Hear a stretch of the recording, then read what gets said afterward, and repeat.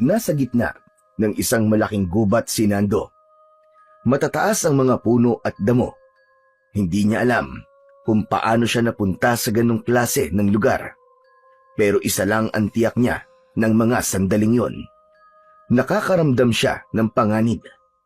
Naging alerto siya sa bawat ingay na kanyang naririnig. Panay ang lingon niya at pinag-aaralan ang lugar na yon. Napakunot ang noo niya nang mapagtantong sa bawat takbang niya ay tila nawawala ang daan pabalik. Wala din siyang makitang ibang tao sa paligid. Nagpatuloy siya sa paglalakad pero maya-maya lang ay bigla siyang natigilan nang makarinig ng kaluskos sa kung saan. Huminto siya at pinakinggan ito ng mabuti. Kinilabutan siya nang makarinig ng isang ungol. Ay! Naku po! Ano yun? Diyos ko! Huwag naman sanang... Napatigil sa pagsasalita si Nando nang mula sa likod ng isang puno ay lumitaw ang isang dambuhalang tigre. Galit na galit ito at kitang-kita ang matutulis at matatalas nitong mga kuko at pangil. Bumilis ang tibok ng kanyang puso dahil sa labis na nerbiyos at takot. Lalo pat nakikita niya itong naglalaway at parang uhaw na uhaw sa dugo. Anong... Teka, bakit may tigre dito? Diyos ko po! Tulong! Huwag! Huwag ka lumapit sa akin, pakiusap! Huwag, tigre! Ayoko pang mamatay! Saklolo! Hindi na siya nagdalawang isip. Kumari pa siya ng takbo, paliko-liko sa mga puno. Pilit na iniiwasan ang hayop na humahabol sa kanya. Tumakbo siya, mabilis, hanggang sa madapa sa ugat ng isang malaking puno. Napasubsob siya sa lupa. Nasugatan din ang kanyang tuhod at siko. Dumugo rin ang kanyang palad. Pilit niyang bumangon at nang muling makatayo, tumakbo ulit siya ng mas mabilis pa. Papalapit na ng papalapit sa kanya ang tigre. Nakita niya ang isang mataas na puno. Mabilis siyang umakyat doon. Dumulas pa ang isa niyang paa sa una niyang subok. Pero pinilit pa rin niyang makakyat sa puno. Nagpalipat-lipat siya sa mga sanga hanggang sa makarating siya sa pinakamataas na bahagi at doon siya huminto. Hingal na hingal ang bata. Duguan at pawis na pawis. Nasa ilalim ng puno ang tigre na humabol sa kanya. Nakatingala at waring tinitignan siya mula sa ibaba. Maya-maya pa ay nanlaki ang kanyang mga mata nang makitang tumalon ang tigre paakyat sa puno. Doon na napasigaw ng malakas si Nando. Diyos ko! Patay! Marunong pala itong umakyat ng puno! Anong gagawin ko? Nando, mag-isip ka! Anong gagawin ko? Ang tigre ay ilang hakbang na lamang ang layo sa kanya. Ang amoy ng hininga nito ay umaabot na sa kanya. Mainit, mabaho at nakakasulasok. Hindi na siya makagalaw. Takot na siya ng mga sandaling yon. Tigre! Ano bang kasalanan ko sa'yo? Bakit ako? Bakit mo ko inahabol? Ibinuka ng hayop ang kanyang malaking bibig at mula doon ay nakita niya ang matatalim at matatalas na gintong pangil. Bumaling din ang tingin niya sa matatalim na kuko ng tigre at ang kulay nito tulad din ng pangil nito. Kulay ginto, ngunit bago pa siya lamunin nito ay biglang bumaling ang ulo ng tigre at tumingin sa ibaba. Napatingin na din siya at doon ay kanyang nakita ang isang taong kilalang-kilala niya, ang kanyang ama. Hindi ito kumikilos o nagsasalita. Parang pinapanood lang siya habang nakatingala. Sa halip na gumaan ang kanyang pakiramdam, lalo lang siyang kinabahan. Bumaba ng dahan-dahan ang tigre at nilapitan ang ama ni Nando. Tatay! Umalis ka dyan! Tumakbo ka na! Papatayin ka niya! Ngunit hindi man lang gumalaw ang lalaki. Nakatayo lang ito at walang pakialam sa tigre. Tay, ano ba? Makiusap! Huwag lang kayong tumayo dyan! Tumakbo na po kayo! Nakita niyang huminto ang tigre sa harap ng kanyang ama. Gusto na niyang bumaba at tulungan ito, pero hindi siya makagalaw. Parang may humahawak sa kanyang katawan. Nakapako siya sa sanga. Nanginginig ang buo niyang katawan. Biglang kumilos na lang ang tigre at dinamba ang kanyang tatay. Napasigaw si Nando ng malakas. Tay! Pero hindi natumba ang kanyang ama. Sa halip, biglang parang naging usok ang anyo ng tigre at pumasok ito sa kanyang ama. Sa isang iglap, nagbago ang anyo nito. Ang nilalang na nasa harap ni Nando ay hindi na ang kanyang ama. Ang mukha nito ay may balat ng tao, pero may guhit ng itim at kahel, parang guhit sa katawan ng tigre. Ang mga mata nito ay dilaw. Kitang-kita rin doon ang hugis ng mata ng isang pusa. Ang ilong ay lumiit at naging matulis, at ang bibig ay may mahahabang pangil na lumalabas kahit nakasara ang bibig.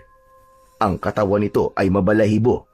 May mga guhit din ng tigre sa dibdib, sa braso at sa likod. Ang mga kamay ay nagkaroon ng malalaking kuko na parang pangalmot. Kayang-kayang pumunit ng laman ng tao. Kahit nakikita pa rin niya ang mukha ng kanyang ama, ang tingin niya dito, isa ng mabangis na halimaw ang kanyang ama.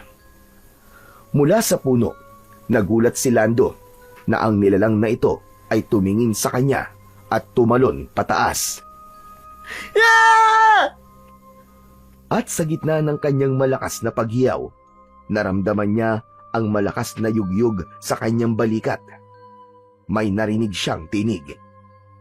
Nando! Nando! Jaskin bata ito! Nando! Gumising ka!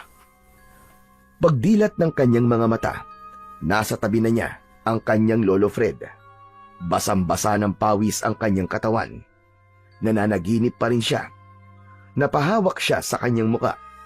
Napansin niyang wala na siyang mga sugat. Wala na ang tigre. Wala na ang nilalang. Napatulala siya at di agad nakapagsalita. Ano ba nangyari sa iyong bata ka? Nananaginip ka na naman ba? Napatingin si Nando sa paligid. Nasa kama na siya. Umaga na.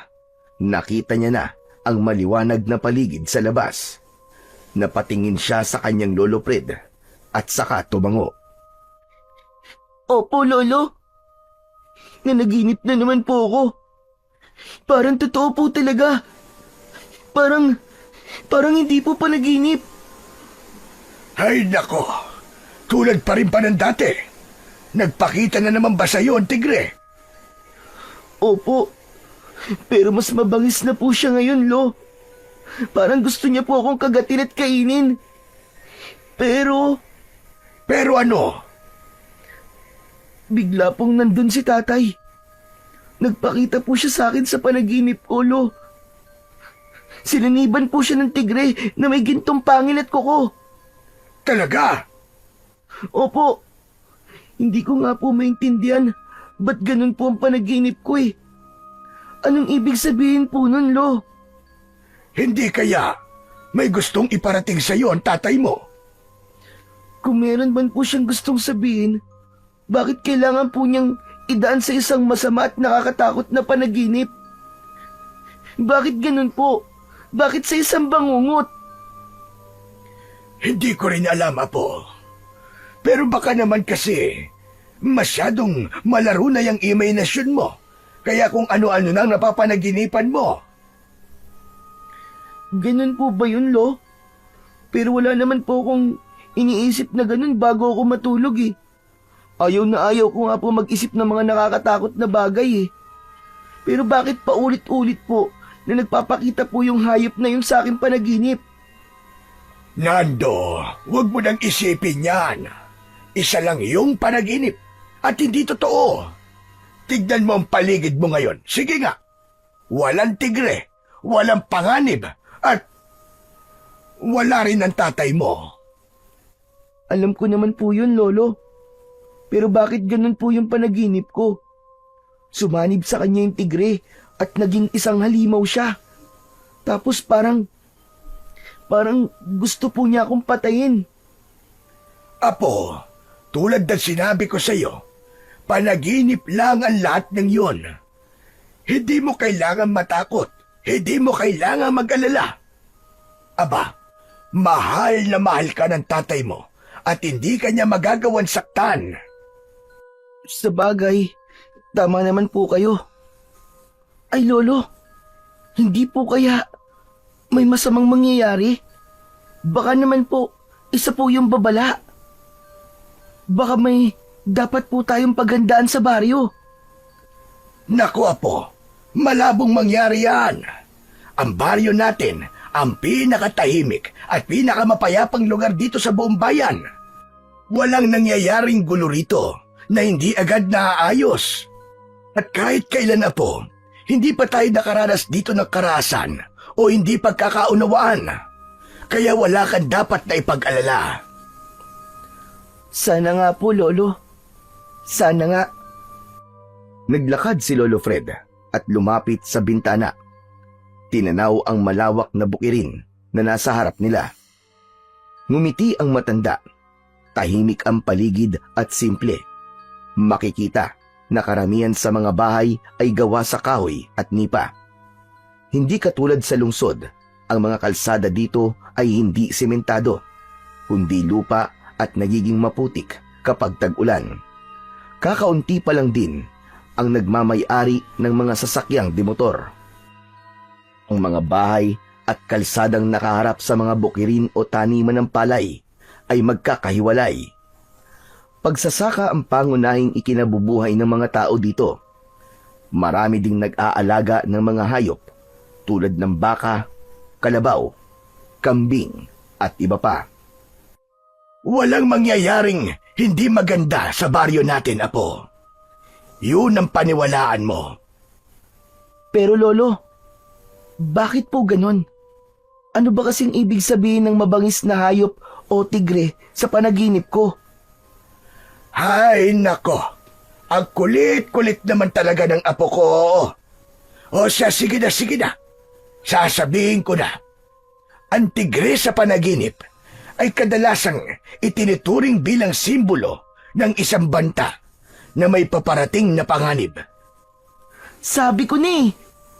O, huwag kang mapapraning. Kasi may iba pang kahulugan yon. Kung minsan naman ang tigre sa panaginip ay maaari ding simbolo ng takot na nararamdaman mo sa bagay na hindi mo kayang kontrolin o sa sitwasyong hindi ka ligtas. Wala naman po akong kinakatakutan sa ngayon, Lo eh. Kaya doon ako naniniwala sa unang kahulugan na sinabi niyo po sa akin, Lo. Yun ba ang gusto mo mangyari? Ang magkaroon ng dilubyo dito sa baryo natin? Sige nga. Hala, hindi naman po, Lo. Pasensya na po kayo. Hayaan mo na. Ayos lang yon. Basta wag mo na lang itong babanggitin sa mga kalaro o kakilala mo, ha? Sa ating dalawa na lamang yon. Opo, Lo. O siya, tigilan mo na ang pag-iisip, ha? Makakasama yan sa'yo. Ngumiti si Nando bilang tugon sa kanyang lolo. Pero bigla itong natigilan nang makita niyang biglang sumeryoso ang anyo ng matanda. Nakatitig ito sa kanya, hindi umiimik, hindi rin kumikilos. Lo, bakit ganyan po kayo makatingin? May dumi po ba ako sa muka? Wala naman. May naalala lang ako, apo. Ano po yun, Lo? Alam mo, apo, may ibinilin nga pala sa akin ng tatay mo na ibigay sa'yo kapag sumapit ka na ng 13 taong gulang. Talaga po? May regalo po sa akin si tatay? Ano po yun, Lo? Isa itong pamana, apo. Pamana po? Ano naman pong klaseng pamana?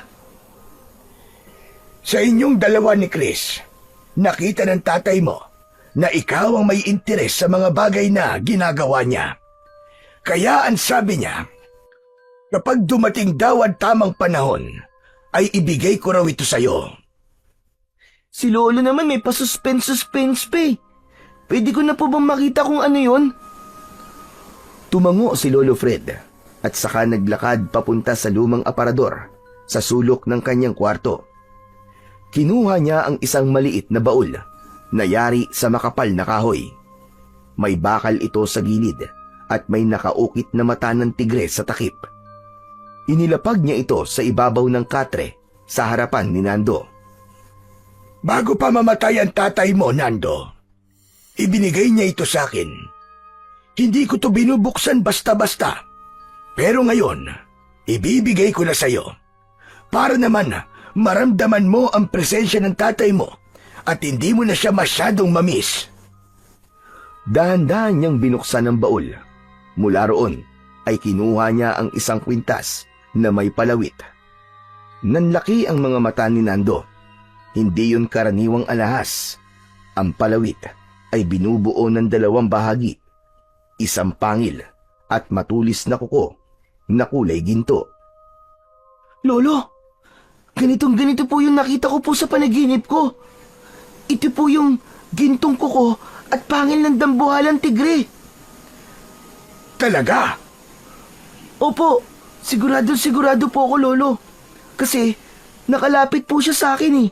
Malapit po. Na halos kulang na lang po eh. Sakmalin po ko. Kung ganon, hindi isang ordinaryong tigre ang nagpapakita sa'yo sa iyong panaginip. Ano po? Hindi ordinaryong tigre? Eh ano po yun? Hindi ko alam, Apo, kung tama ang pagkakaalam ko. Pero ayon sa kwento ng kaibigan ng tatay mo, galing ang mutya sa isa sa mga alaga ng Diyosang si Durga, isang dambuhalang tigre na tagapaghatid ng parusa sa mga makasalanan. Pero ang tigre ay hindi nananakit ng taong may busilak na puso. Saan naman po galing ang kwentong yan, Lolo?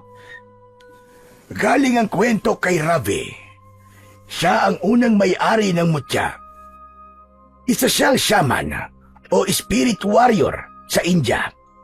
Isang klase ng mandirigma na hindi gumagamit ng sandata o mga armas sa pakikipaglaban. Ang ginagamit niya lang ay galing sa mutya at sa koneksyon niya sa kalikasan. Mukhang maganda po ang kwentong yan, Lolo ah. Pwede niyo po bang ikwento sa akin ang tungkol sa tigre na yan? Tama nga ang tatay mo. Parehas na parehas nga talaga kayo ng mga hilig. Sige, sisimulan ko na. Makinig kang mabuti.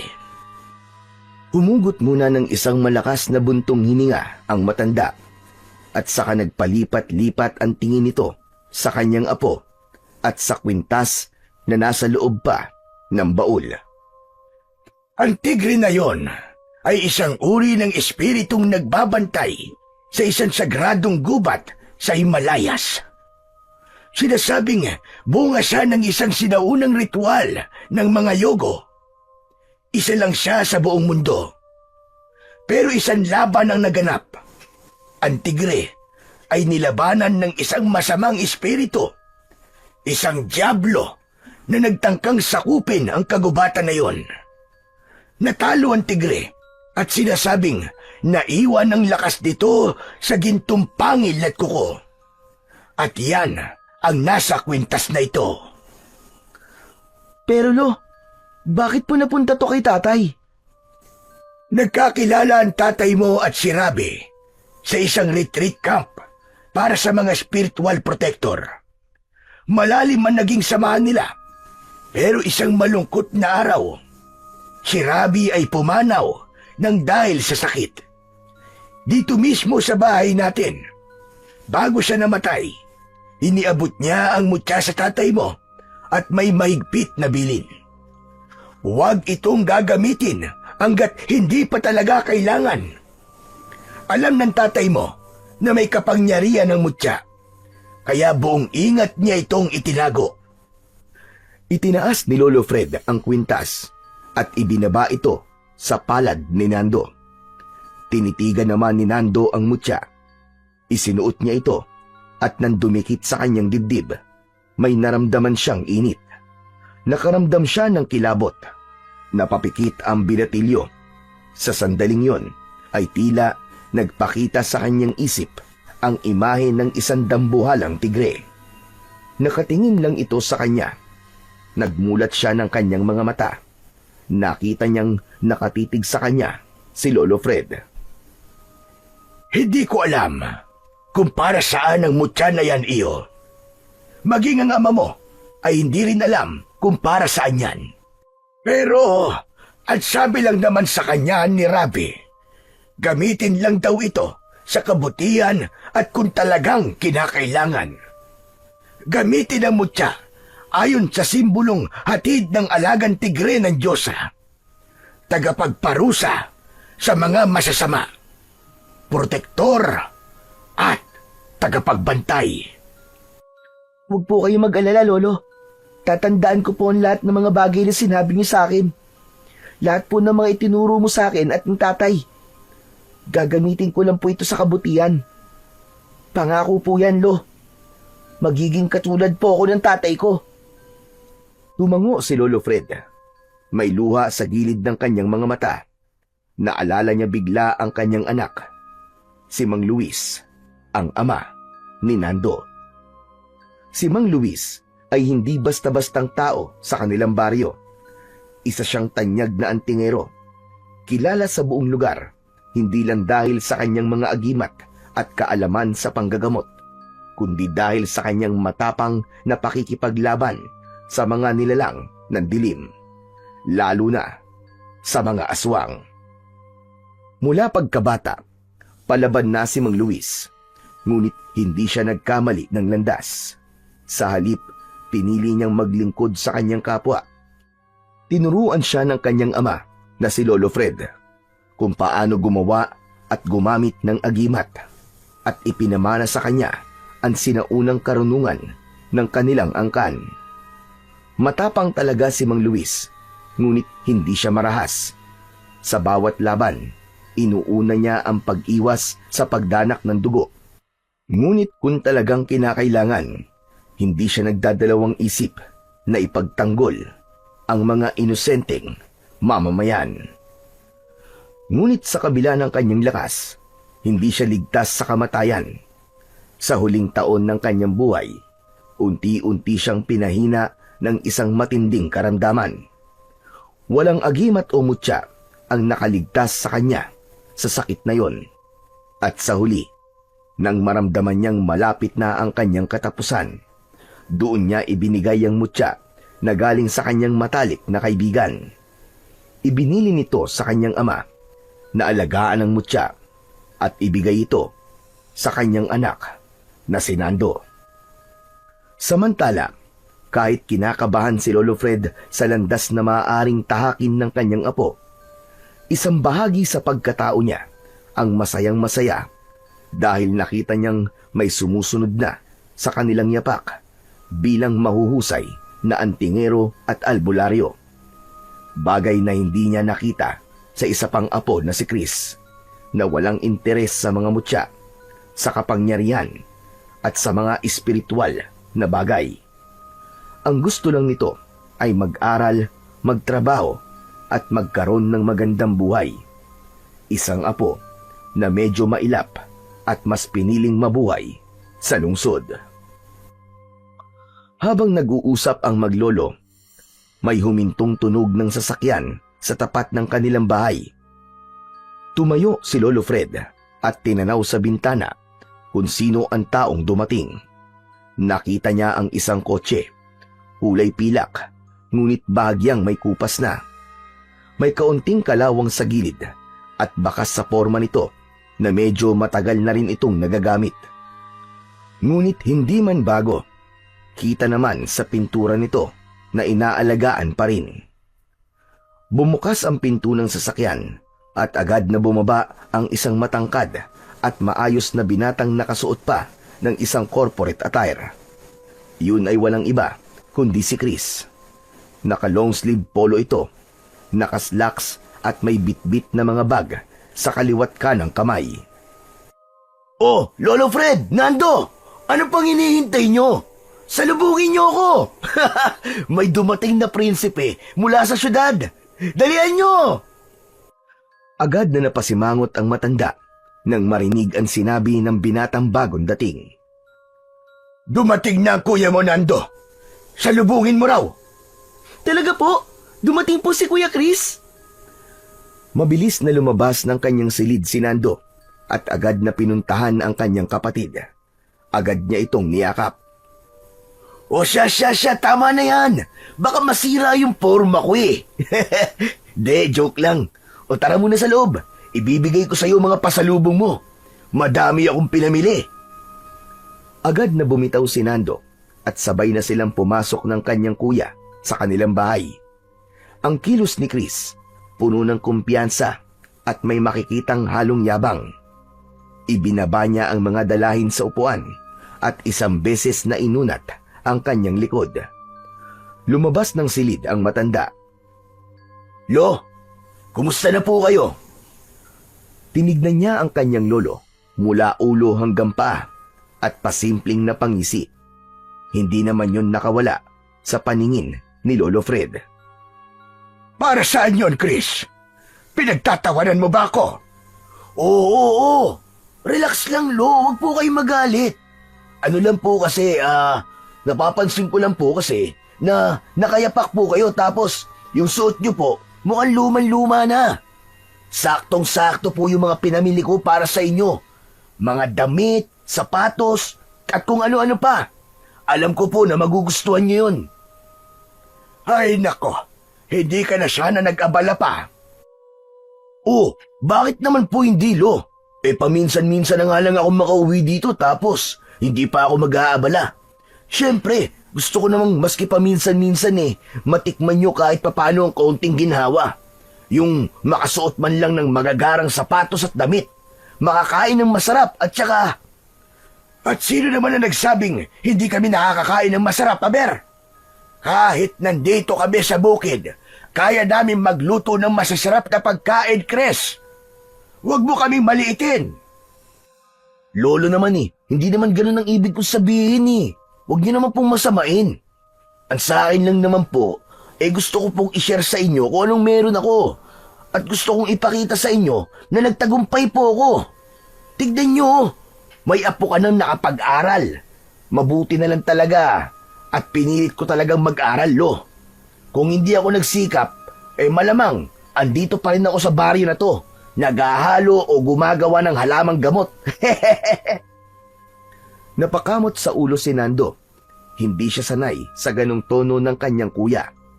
Pero si Lolo Fred, hindi na maipinta ang muka. Nagdali nga. Umuwi ka lang ba rito para ipamukha sa akin na tama ka at ako ang mali, ganun ba? Nang-aasar ka ba, Chris? Aba, hindi po, Lo. Ito naman si Lolo, nagbibiro lang naman ako Isang biro na hindi nakakatuwa. Si Lolo naman hindi na nasanay sa akin O siya, tara na po. Dito na kayo at ipapakita ko na sa inyo mga pinamili ko. Lumapit si Nando at sinimulang buklatin ang laman ng mga bag. Pero si Lolo Fred nakatayo lang habang pinapanood si Nando. Umuwi nga pala ako, Lo, para sa isang magandang balita para dito kay Nando. Ano pong balita yon, Kuya? Nando, pwede mo nang ituloy ang pag-aaral mo. Na-promote kasi ako sa trabaho Mas malaki na ngayon ang sweldo. Sapat na para makapag-aral ka ng maayos. Ako na ang bahala sa tuition, sa allowance at saka sa iba pa. Panahon na para umasenso ka rin na tulad ko. Napatingin si Nando kay Lolo Fred. Tahimik lang ang matanda, pero alam niyang hindi nagustuhan ng lolo niya ang sinabi ng kanyang kuya. Hindi pa man nakakasagot ang binatilyo, ay napansin ni Chris ang mutya o kwintas na nakasabit sa leeg ni Nando. Napailing ang binata at napangisi. May halong panunuya.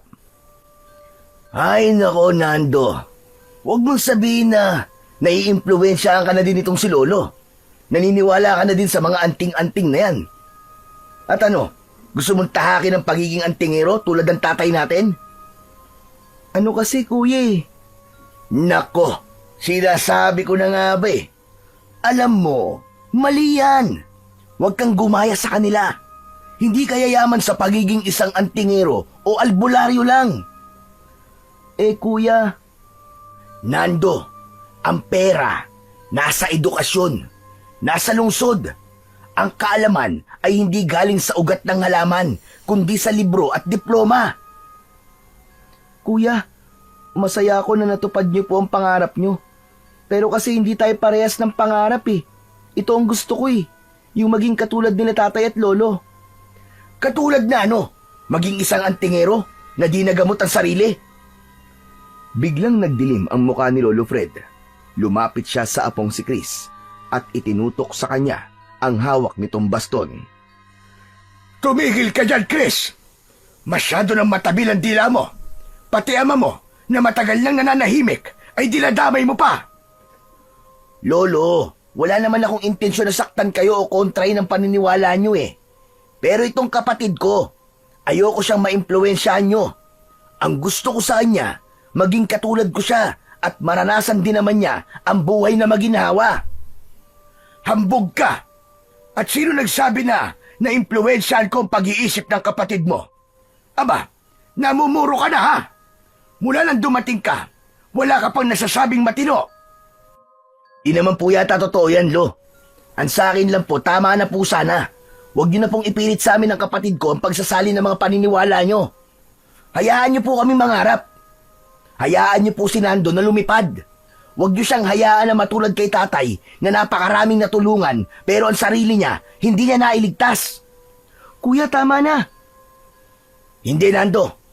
Dapat marinig mo to. Ayoko masanay ang buhay mo sa kakapaniwala sa mga bagay na wala namang saysay. Makinig ka sa akin. Sumama ka sa akin sa Maynila. Ako na ang bahala sa lahat. Hindi kuya, hindi ko iiwan si Lolo dito. At wala rin akong balak na talikuran ng mga paniniwalang itinuro ni tatay at lolo sa akin. Maaaring hindi ko pa po alam ang lahat. Pero alam kong may halaga po ang ginagawa nila.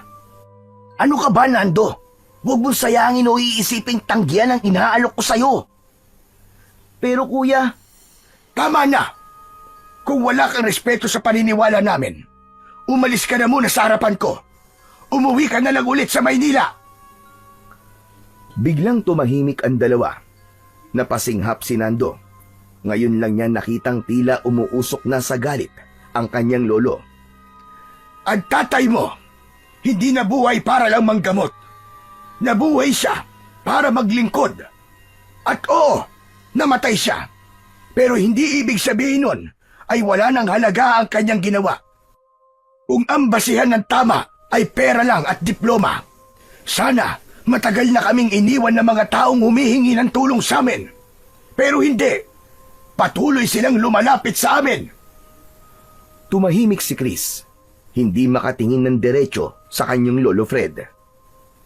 Kuya, hindi ko pinangarap ang Maynila eh. Hindi ko rin pinangarap ang yumaman. Ang gusto ko po, ipagpatuloy ang ginagawa ni na tatay at lolo. Dahil dito ko po nararamdaman ang halaga ko. Yun po ang gusto ko. Dito po ako may saysay. Hindi ko po sinasabi na mali ang ginagawa nyo. Pero sana, wag mo rin sabihin na mali ang sa amin. Alam mo, Nando, gusto lang kitang iangat sa kahirapan. Gusto kong maranasan mo yung mga nararanasan ko ngayon. Ang daming pribilehiyo, masaya. Lahat ng masasarap na pagkain, matitikman mo. Maginhawa ang buhay mo. Pero kuya, masaya naman po ako dito eh. Maaaring ang hindi kami mayaman dito kuya, kung pera po ang sukatan. Pero nandito naman po si Lolo. Dito ko gustong manatili.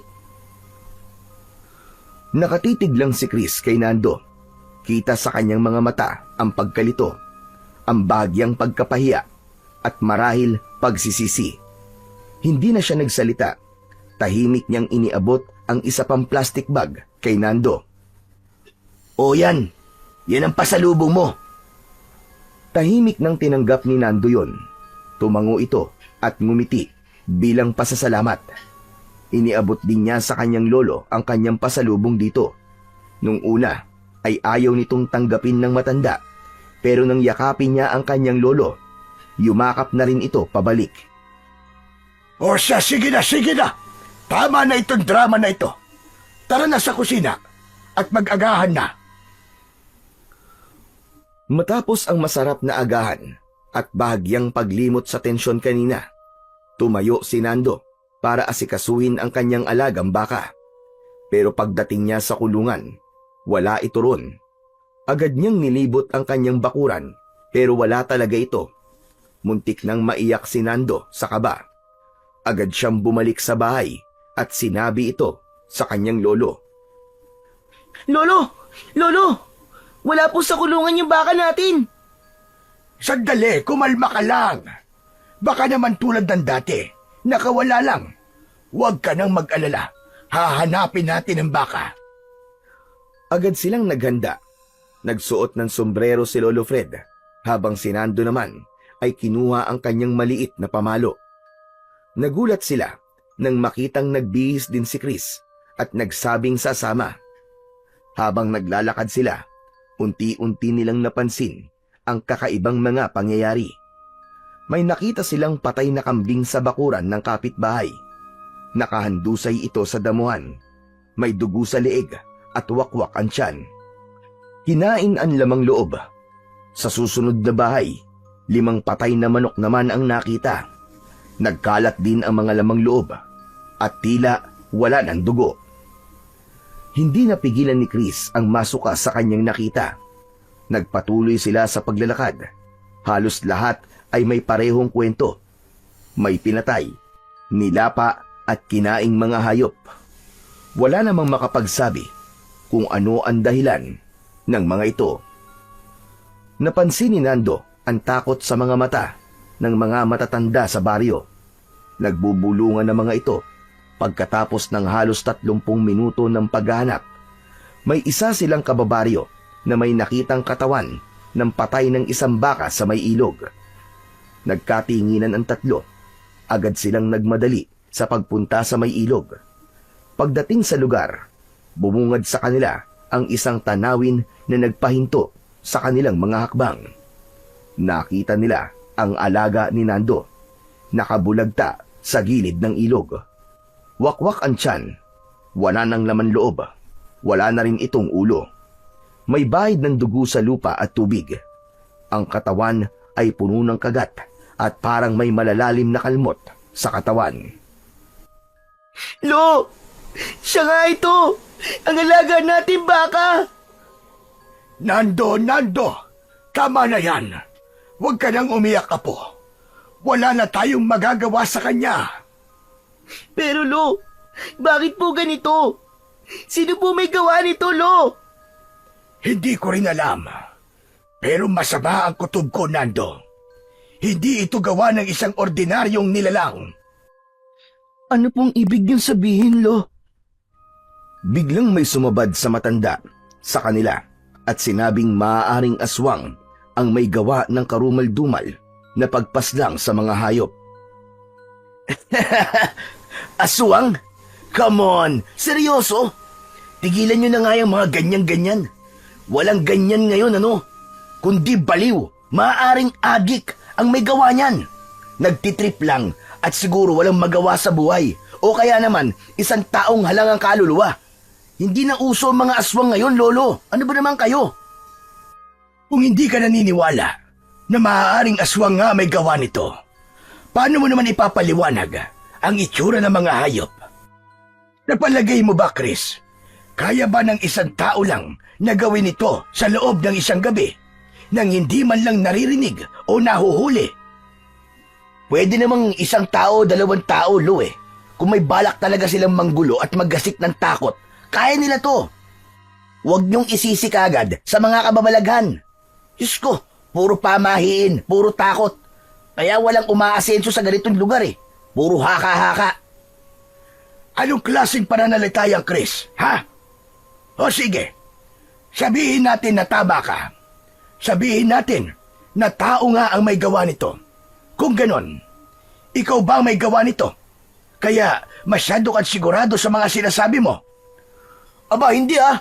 Hindi ko kayang gawin yan. Saka kararating ko lang, no? O kita mo na, di umiwas ka ngayon. Hindi mo pala kayang gawin. Alam mo, hindi ito basta trip lang tulad ng sinasabi mo. Walang maglalaro ng ganito kababoy kung normal lang siya. Ang sinasabi ko lang naman, Lo, ay imposibleng aswang ang gumawa nito. Alam nyo, dito kasi sa baryo, kapag may nangyayari ng kakaiba, agad na binibintang sa mga engkanto o kaya naman ay sa aswang. Ewan ko naman sa inyo. Pero sa totoo lang, ang problema talaga dito, masyadong binibigyan ng kapangyarihan at pinagmumukhang totoo ang mga alamat. Tumahimik ka na. Nakakaya sa mga kababaryo natin. Nakapag-aral ka lang na walang ka na ng respeto sa pinanggalingan mo. Wala kang alam, lalo na sa mga bagay na nararamdaman lang at sa mga bagay na nakikita lang ng mga taong marunong tumingin. Hindi na nakasagot si Chris nang makita ang galit sa muka ng kanyang lolo. Samantala si Nando naman ay napahawak sa kanyang mutya na nakasabit sa kanyang leeg. Sa pagdikit ng palad niya rito, tila may dumaloy na kuryente sa kanyang katawan. Nanindig ang balahibo niya.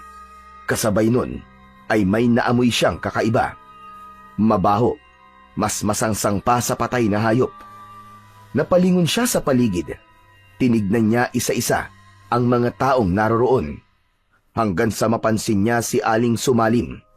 Tahimik lang sa gilid. Nakasuot ito ng kupas na duster at may suot na balabal sa leeg kahit na mainit. Matagal na itong nakatira sa kanilang baryo. Halos 2 taon na. Mabait ito sa paningin ng iba. Laging nakikita na pumupunta ito sa simbahan at palaging may bitbit na rosaryo. May naramdaman si Nando na hindi niya maipaliwanag. Napatitig siya sa babae at doon niya napansin na parang ngumisi ito ng bahagya. Mabilis lang pero nahuli niya ito at nakita ng malinaw isang ngising nakakatindig ng balahibo. Napatingin si Nando kay Lolo Fred, ngunit si Chris naman ang nagsalita. Huli ka na. Ang mabuti pa, umuwi na tayo, Nando. Po, ayoko po kuya, dito po muna ako. Susubukan ko pong alamin kung ano talaga ang nangyari sa baka ko. Hindi naman po pwedeng ganito na lang to. Pamana pa po sa akin ni tatay ang baka na yun eh. Aalamin mo kung ano nangyari. O tapos, paano kung malaman mo? Anong gagawin mo? May magagawa ka ba, Aber? Natahimik si Nando. Hindi siya gumalaw. Tila nag-isip ng malalim. Muli siyang napatingin sa kanyang mutya. Sumagi ulit sa isip niya ang amoy, ang kuryente at ang ngisi ni Aling Sumalim. Malakas ang pakiramdam niya na may mali. May nangyayari sa baryo nila na hindi basta-basta. Kinagabihan, tahimik si Nando. Matapos silang maghapunan, ay wala itong imik na pumasok sa kanyang kwarto. Tahimik itong umiyak at tila ipinagluluksa ang pagkamatay ng kanyang pinakamahal na alaga. Samantala sa sala, muling nagsimula na naman ang bangayan ng maglolo. O lolo, tignan niyo po yung apo niyo. Depressed na depressed sa pagkawala ng baka niya. Yan ba ang gusto niyo? Na simpleng bagay lang, halos sumuko na siya. Huwag mo kong umpisahan, Chris.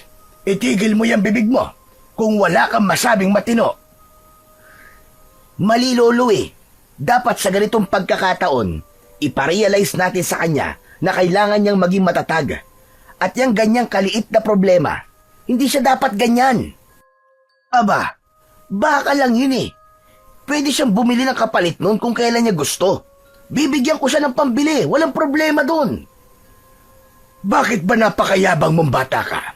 Kanino ka ba nagmana? At saka yun sinasabi mong baka lang. Hindi yun basta baka lang. Alaga yun ng kapatid mo na ibinigay sa kanya ng namayapa mong ama. Ay nako, Yan na naman kayo sa sentimental value na yan eh. Kaya hindi umuunlad yung bata eh. Ikinukulong nyo sa mga paniniwalang ganyan. Ikinukulong? Ganun na ba kasama ang tingin mo sa kalagayan ng kapatid mo ngayon? Kawawa, walang alam. Alam mo, Chris, hindi lahat ng tao katulad mo. Hindi lahat ng tao para sa syudad. Kung papasamahin ko siya sa'yo, baka mas lalo lang siyang maligaw. Lalo na kung ikaw ang kasama. Dito siya kampante. Kontento siya sa kung anong meron kami. Kontento? Paano niya nasabing kontento? Hindi pa naman niya nararanasan ang buhay na tinatamasa ako ngayon. Mabuti pa, kausapin niyo na siya. Nasubukan niya. Sa ayaw nga ng bata eh.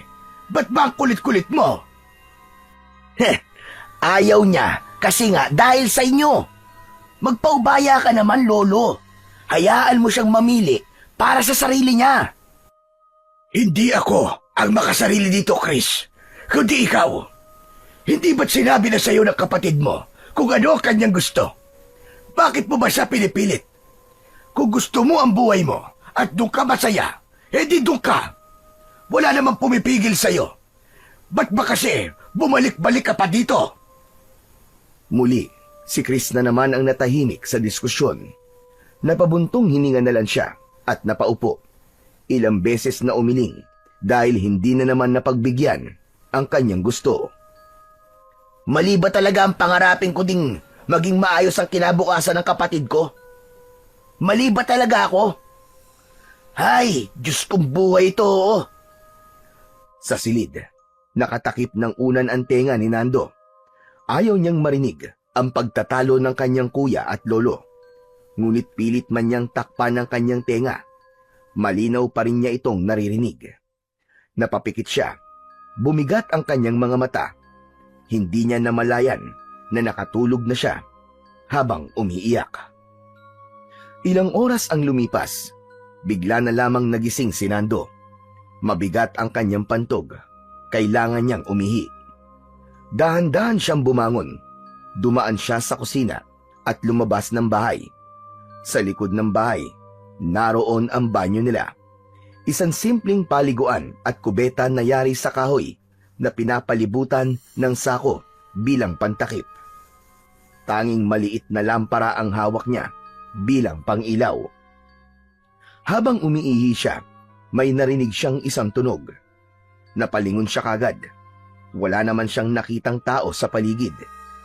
Muli niyang narinig, may sumitsit. Hindi lang isa, marami sila. Agad na nanindig ang balahibo ng bata.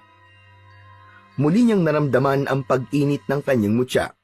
Kasabay nito ay ang pag-ilaw nito. Isang mahinang ilaw noong una, pero unti-unting lumalakas. Parang nagbibigay sa kanya ng isang babala. Tapos ay may narinig siyang bumubulong-bulong. Parang nagsasabing kailangan niyang mag-ingat. Muli siyang dumukwang at tumingin sa ilalim ng sako sa labas. Wala namang tao, pero ramdam niyang hindi siya nag-iisa ng mga oras na yon. Inilabas niya ang mutya sa loob ng kanyang t-shirt. Hawak niya ito habang lumalabas ng banyo. Paglabas niya, isang nilalang ang biglang lumitaw sa kanyang harapan. Ang katawan nito ay payat pero mahaba. Baluktot ang likod. May mahahaba din itong kamay at kuko. May malalapad din itong mga pakpak. Ang balat nito ay kulay abo. Ang mukha naman nito ay merong mahabang nguso. Parang tuka, pero may mga ngipin na pantay-pantay at matutulis. Ang mga mata nito ay madilim at walang puti. Hindi makagalaw si Nando. Hawak pa rin niya ang kanyang mutya. Habang tinititigan siya ng lumbanok, dahan-dahan itong yumuko. Tila inaamoy siya. Anong klaseng nilalang ka? Wag! Wag ka lalapit sa akin! Ngunit hindi nagpapigil ang nilalang. Inilapit pa nito ang kanyang muka at maya-maya lang ay naging mabilis ang pagkilos nito. Ikinampay nito ang kanyang mga pakpak at biglang sumigaw. parang tunog ng isang ibon na tinatawag na salagunting. Ang tunog nito ay parang huni na may humahagulgol o umiiyak. Para sa mga taong makakarinig nito, ang ibig sabihin ay tunog ng kamatayan. Nanlaki ang mga mata ni Nando nang makitang nagsilabasan sa bawat sulok ng kanilang bakuran ang mga katulad nitong nilalang. Lolo! Lolo, tulungan niyo ako! May mga aswang dito! Saklolo! Napaupo siya sa labis na takot at paulit-ulit na sumisigaw, pero walang sumasagot. Tahimik ang kanilang bahay. Lolo! Kuya Chris! Tulungan niyo ako! May mga halimaw! Pinaikutan siya ng mga halimaw na yon. May isang nilalang na dumapo sa kanilang bubong. Meron din sa harap ng kanilang bahay at nilundagan ang kanilang mesa sa labas. Tumilapon ang bangkong kawayan. Nanlilisik ang mga mata ng mga halimaw, parang mga buwitring handang sumunggab anumang oras. Diyos ko! Tulungan niyo po ako! Parang awa niyo na po! Ayoko pa po mamatay! Marami pa po akong gagawin! Marami pa po akong pangarap! Si Lolo! Si Kuya Chris! Kailangan ko pa silang mga pagkasundo! Ayoko pa po mamatay! Saklolo! Biglang tila nagliyab ang kanyang mutya. Hindi niya alam kung bakit, pero parang may gustong lumabas dito. Parang may malakas na enerhiya siyang hindi niya maipaliwanag. Teka! Ano nangyayari? Ano to? Nang makita ito ng mga nilalang, bigla silang nagsigawan. Halos sabay-sabay na lumipad pa itaas hanggang sa tuluyang tumakas. Naiwan si Nando, pawis na pawis, nanginginig. Ilang saglit pa, biglang bumukas ang pinto ng kanilang bahay. Nando! Oh, ano ginagawa mo dyan? Nanguhuli ka ba ng palaka sa oras ng gabi? Pambihira ang bata ka, oo. Hindi, kuya. Hindi ako nanguhuli ng palaka. Pero may mga halimaw dito kanina, kuya. Napakarami nila. Lumilipad, tumatalon. Nakita ko. Ano ka mo, halimaw? Nasaan? Wala naman ah. Nako, mukhang naglalakad ka na naman ng tulog ha? Nananaginip ka ba? Hindi, kuya, hindi. Totoo po sinasabi ko. Nakita ko talaga sila. Hindi po ako nananaginip, kuya. Oo na, oo na. Halika na nga. Tulungan na kita at baka mamaya kagating ka pa ng lamok dito eh. Inalalayan siya ni Chris sa braso at saka sinamahan na pumasok sa loob ng kanilang bahay. Nang makapasok na sila sa loob, tumingin pa si Nando sa labas. Wala na nga ang mga nilalang na kinakatakutan niya. Ano ba pinagkakaguluhan yung dalawa dyan ha? At bakit ang ingay-ingay nyo? Abay, oras na ng gabi ah. Baka nakakabulahaw na kayo ng mga kapitbahay. Nakakahiya naman. Lolo, ba't di ka po lumabas kanina? Yung mga sigaw ko po na humihingi ng tulong, narinig niyo po ba? Ano ka mo? Sumisigaw ka ng tulong. Abay, wala naman akong narinig. Saan ba kayo galing? Sa labas nga po, Lolo. Lolo, ito po kasing apo nyo. Nakaupo po doon sa lupa, malapit po doon sa kubeta.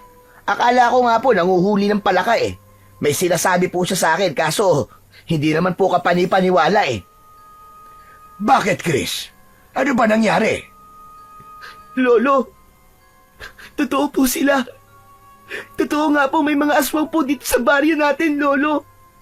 Nakita ko po sila. Muntik na nila po akong kainin. Ano ka mo? Nakita mo sila? Abay, anong itsura nila, apo? Anong klaseng aswang? Para po silang malalaking ibon. Tapos ang tunog po nila parang umiiyak. Mahabang iyak po. Parang huni ng multo, Lolo. Nakakakilabot po talaga. Tapos po ang mga mata nila, puro itim po. May malalaki din po silang pakpak at saka... Mga lumbanok. Yung nakita mo ay isang uri ng aswang na tinatawag naming lumbanok. Parang isang pinaghalong tao at ibon na may nakakatakot na tunog.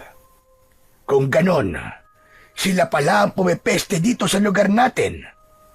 Ngunit paanong nangyari yon? Bakit nagkaroon ng mga ganyang nilalang ulit dito? Baka po, naligaw lang sila dito at piniling dito po magasik ng lagim. Hindi, iho. Hindi ganon ang katangian ng mga aswang na yon. Ang mga lumbanok, hindi sila basta-basta lang napapadpad o naliligaw sa isang lugar. Sila ay mga nilalang na sadyang nilikha. May lumilikha sa kanila. May bumubuhay. May nagpapakain.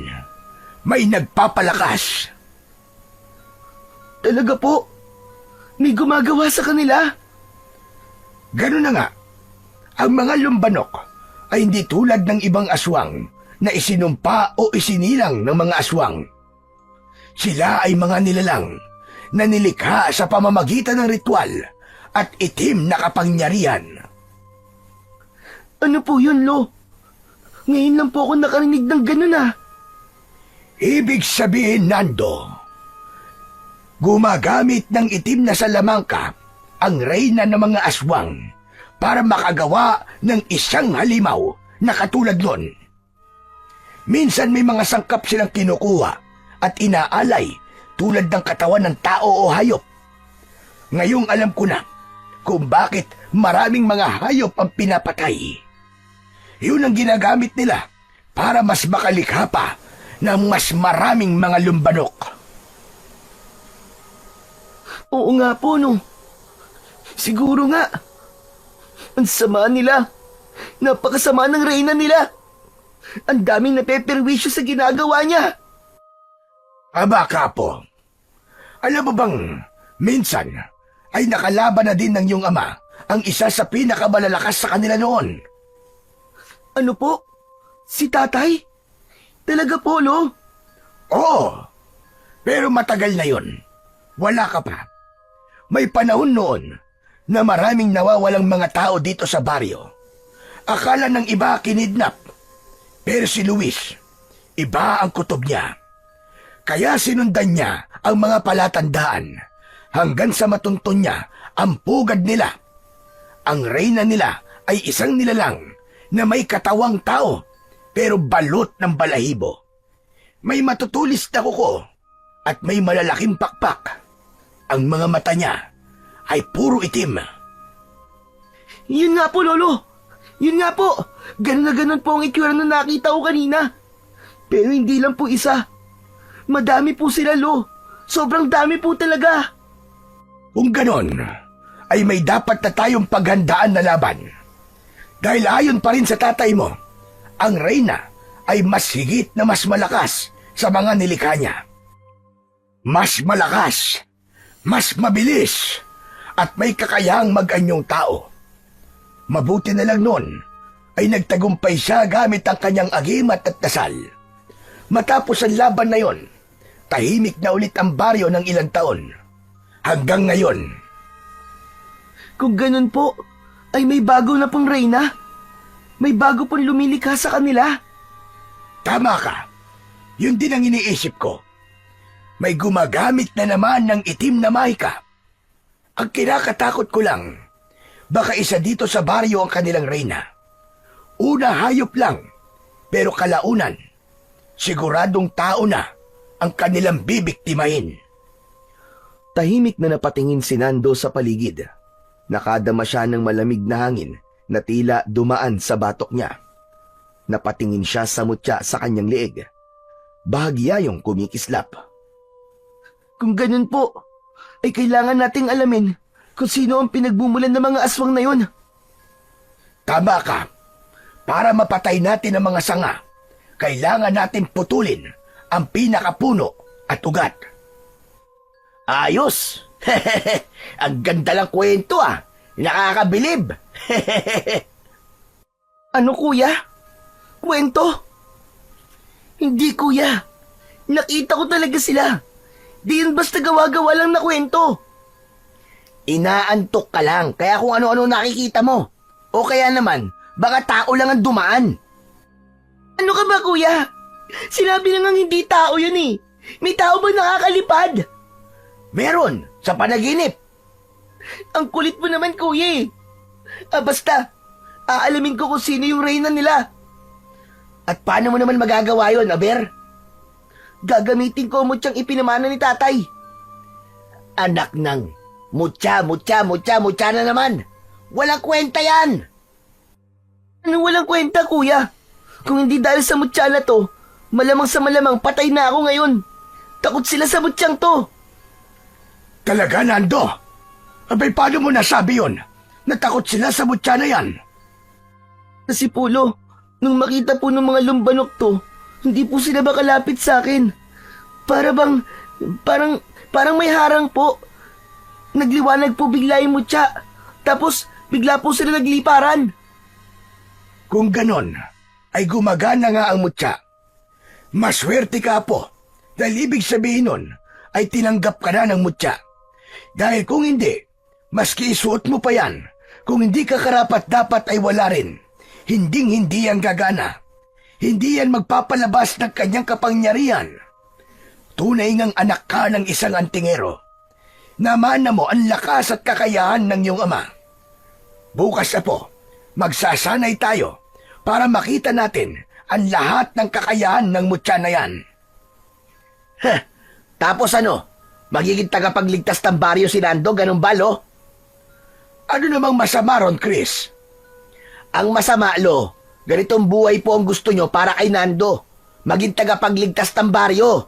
Maging isang bayani, taga-supil ng aswang. Sigurado ho ba kayo? Nakukonsintihin nyo ang kalokohan niya, Lo? Nando, mag-isip-isip ka naman. Wala akong ibang hangad para sa'yo, kundi ang magkaroon ka ng mas maayos na buhay. Huwag naman ganito. Kung totoo man yung mga aswang-aswang na yan, ayoko na makipaglaban ka sa kanila. Kasi ayoko na pati ikaw ay mawala sa akin. Tulad ni tatay. Mag-isip ka. Pero kuya, nakukuha mo naman ang punto ko, di ba? Hindi lang ako basta-basta nagyayabang dito, Nando. Ayoko ng ganitong buhay para sa'yo. Maawa ka naman sa sarili mo, Nando. Mas naaawa ako, kuya, sa mga tao dito sa baryo kung wala magtatanggol sa kanila. Ayokong may masasaktan. Lalo na't alam ko naman sa sarili ko na may kakayahan akong lumaban. Hindi ko kayang pumikit na lang at magwalang kibo. Kung totoo mang may panganib, haharapin ko. Gusto kong protektahan ng baryo at bantayan laban sa mga aswang. Gusto mong protektahan ng mga tao gamit lang ang mga batong yan na nasa leeg mo? Nando, hindi ka isang sundalo. Mas lalong hindi ka isang superhero. Isa ka lang simpleng binatilyo, Nando. Huwag kang gumaya kay tatay. Wala kang mapapala, kundi kamatayan lang. Huwag ka mag-alala, kuya. Hindi ako mamamatay. Nararamdaman ko, malakas ang mutya. At kung ako man ay susunod sa yapak ni tatay, itatama kung dapat na itama. Ayoko nang mas lumala pa ang sitwasyon natin dito bago pa ako kumilos. Ako si Nando. Anak ako ni tatay. Apo ako ni Lolo Fred. Ako ang tatapos sa sumpa ng mga lumbanok. Ewan ko sa'yo. Ang tigas-tigas talaga ng ulo mo. Hindi na sumagot si Nando. Alam niyang sarado ang utak ng kanyang kapatid sa ganitong klase ng pananaw. Kaya naman, hinayaan na lang niya ito. Diretso siyang pumasok sa kanyang silid at sinubukan muling matulog. Ilang sandali lang ay mahimbing nang nakatulog si Nando. Ngunit gaya ng dati, hindi basta pahinga ang hatid ng kanyang pagtulog. Bagkus, isa na namang bisita mula sa mundo ng hiwaga ang dumating. Nagpakita sa kanya ang dambuhalang tigre. Lumalakad ito palapit sa kanya. Tahimik itong nakatingin kay Nando. Hindi na ito galit. Hindi na umaangil. Maya-maya ay tila narinig niya ang tinig nito. Kinakausap siya maski hindi naman niya nakikitang bumubuka ang bibig. Sinabi nitong dadalhin niya si Nando sa pugad ng mga aswang. Biglang nagbago ang paligid. Sa isang iglap, naroon na si Nando sa harap ng isang malaking kuweba sa paanan ng bundok na napapaligiran ng makakapal na damo at mga puno ng balete. Ang hangin ay malamig pero amoy bulok, masangsang at nakakasulasok. Tahimik lang si Nando ng mga sandaling yun. Hindi siya gumagalaw, ngunit napansin niya ang mga nilalang na merong malalapad na pakpak na parabang merong binabantayan. Sa loob ng kuweba, may isang babaeng nakaitim. Nakatayo ito habang nakatalikod. Mahaba ang buhok, pero hindi gumagalaw. Yan. Yan ang pugad. Yan ang reyna ng mga lumbalok. Siya ang nagpaparami sa kanila. Siya ang dahilan kung bakit muling nagising ang sumpa. Ngunit hindi mo pa siya maaaring harapin sa ngayon. Hindi ngayon. Ang mutya mo ay nagsisimula pa lamang. Sino siya? Bakit hindi ko makita ang mukha niya? Kapag nakita mo ang kanyang mukha, doon mo malalaman ang kanyang pagkatao. Ngunit tandaan mo, ang mutyang tangan mo ay hindi laruan. Ikaw na ang may responsibilidad sa kapangyarihang taglay niyan. At ikaw lang ang makakalaban sa reyna.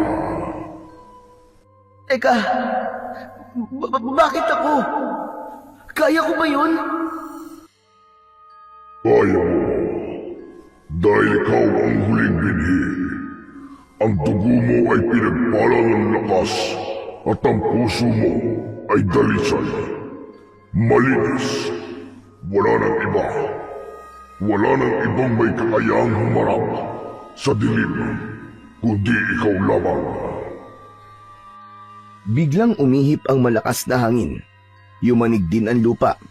Tumitig muli ang tigre kay Nando. Mata sa mata. Kailangan mo nang maging handa. Darating na sila. Magkakaroon ng pambihirang eklipse. Magdidilim ang kalangitan. Kailangan mo siyang buksain bago mahuli ang lahat. Pagmulat ng mga mata ni Nando, pawis na pawis siya. Habol ang kanyang hininga. Tahimik siyang tumayo mula sa katre. Naisip niya ang kanyang panaginip at doon niya napagtanto na simula na nga, magsisimula na ang kanyang tungkulin bilang pinakabatang antingero sa kanilang baryo. Mabuti naman na po at gising ka na. Bakit po, Lolo? Ano po nangyari? May natagpuan ng mga kababaryo natin na isang bangkay ng tao doon sa gilid ng ilog. Ano po? Bangkay ng tao? Tama ka, Apo. Hindi na hayop ang pinipinsala nila, kundi tao na, Nando. Tao na. Isang mangingisda raw. Si Ruel. Biyak ang tiyan. Nagkalat ang laman loob sa paligid at halos hindi na makilala. Nagsimula na silang pumatay ng tao, Lolo. Tama ka, Nando. Dumating na ang kinakatakutan natin, Apo. Hindi na pwedeng maghintay, Lolo Fred. Kailangan na natin silang pigilan bago pa masundan si Mang Ruel. Kung ganon, ay pumunta tayo mamaya sa silong. Sa isang sikretong silid doon kita tuturuan ng mga makapangyarihang orasyon at doon natin palalabasin ang tunay na lakas ng iyong mutya. Sige po, Lolo. Pumapayag po ako. Gagawin ko po ang lahat para matutunan ang kailangan ko. Pero teka po, nasan po pala si Kuya? Ay nako, hindi ko alam, Apo. Sa palagay ko ay maagang umalis. Hindi na nagpaalam. Baka bumalik na ng Maynila. Biglaan naman po yata. Mas mabuti na rin siguro yon. At huwag na sanang bumalik ang hambog na yon. Baka dahil sa kayabangan niya, mapahamak pa siya rito sa atin. Sana man lang, nagsabi siya bago siya umalis. Kaya nga pero hayaan mo na. Mabuting ginawa niya yon Kasi minsan, kailangan ng tao ang paminsan-minsang pagdistansya para matauhan siya. Ang gusto ko ngayon ay mag-focus ka, Apo. Opo, Lolo. Yun din po ang sabi sa akin ng tigre sa panaginip ko. Sabi niya po, responsibilidad ko po ang mutya. Pero hindi ko pa po pwedeng gamitin ito. Kasi daw, hindi pa po ako handa. Ibig sabihin yan, kailangan mo talagang magsanay. Opo, Lo. Kailangan ko magsanay para malaman ko kung paano ko magagamit ng tama ang mutya para maprotektahan ko ang baryo. Tama ka, Apo. At kapag ganap mo ng kilala ang iyong mutya, ikaw mismo ay magiging sandata. Hindi lang laban sa mga lumbanok, kundi sa lahat ng puwersa ng kasamaan. Matapos mag-agahan, ay tinawag na ni Lolo Fred si Nando upang simulan ang kanilang pagsasanay. Bumaba sila sa silong ng kanilang bahay, isang bahagi ng bahay na matagal nang hindi pinupuntahan at binubuksan. May kahoy na pintuan doon na may kandado. Binuksan ito ng matanda. Pagpasok nila, bumulaga kay Nando ang isang lihim na silid. Madilim sa loob. Nagsindi ng kandila si Lolo Fred. May nakita siyang isang maliit na altar sa gitna. May mga lumang aklat, tuyong mga dahon, at mga bote na may lamang kung ano-anong likido. May isang salamin sa sulok. May 2 upuan. Isang lamesa kung saan may nakapatong na mga gamit. May kinuhang kahon ng matanda. Binuksan niya ito at mula roon, kinuha niya ang isang sandata. Isang espada ito na maikli. Halos kasing haba lang ng braso ni Nando, ngunit kakaiba ang anyo. Ang hawakan nito ay may nakaukit na hugis mata at ang talim ay tila may mga ugat o linya na kulay itim at asul na kumikislap-kislap kapag natatamaan ng ilaw ng kandila. Ito ang sandata ng iyong ama, Apo. Ito ang ginamit niya upang mapatay ang reyna ng lumbanok noon. Ipinatong niya ito sa palad ni Nando. Parang may dumaan na enerhiya mula sa lupa, paakyat sa kanyang katawan. Ipikit mo ang iyong mga mata, Apo. Kailangan maging isa ang puso mo sa iyong sandata at mutya. Sumunod naman si Nando sa sinabi ng kanyang lolo. Tahimik siyang pumikit. Maigpit na hawak ang espada sa isang kamay at ang mutya sa kanyang dibdib. Sa gitna ng katahimikan, may narinig siyang tinig.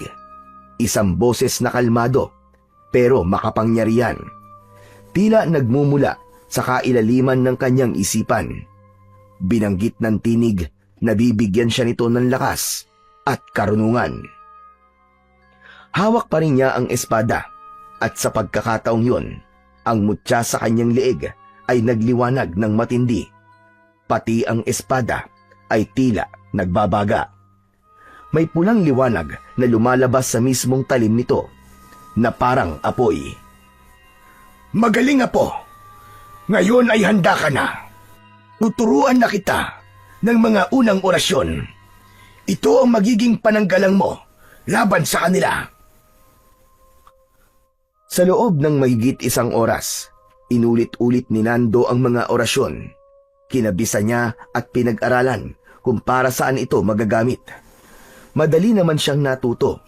Masayang-masaya ang kanyang lolo.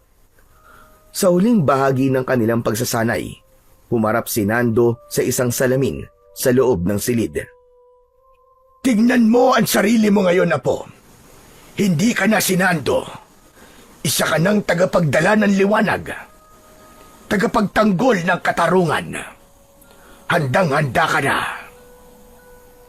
Napatitig si Nando sa salamin. Pamaya-maya ay ngumiti. Natuwa siya sa nakita niyang refleksyon niya sa salamin. Parang nakikita niya ang kanyang ama. Nakatingin sa kanya at nakangiti. Hapon na nang makalabas sila sa silid na yon. Pero ramdam na ramdam ni Nando ang kakaibang sigla sa kanyang katawan. Parang hindi napagod sa buong maghapong pagsasanay. Ngayon na po, subukan natin ang iyong lakas. Mag-igib ka ng tubig sa ilog. 2 timba, gaya ng ginagawa ng tatay mo noon. Walang pag-aalinlangan, agad na sumunod si Nando sa sinabi ng kanyang lolo. Kinuha niya ang 2 malalaking timba at tumakbo papunta sa may ilog. Pero sa gulat ni Lolo Fred, halos ilang minuto lang ay nakabalik na kagad si Nando. Basa ang kanyang braso at balikat, pero hindi man lang hinihingal. Pambihira! Napakabilis mo naman yata.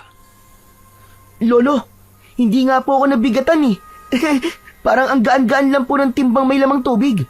Parang nga pong hindi ako nagbuhat eh. Kung ganon, ay may kakayahan ng mutya na bigyan ka ng lakas at bilis. Maganda yan.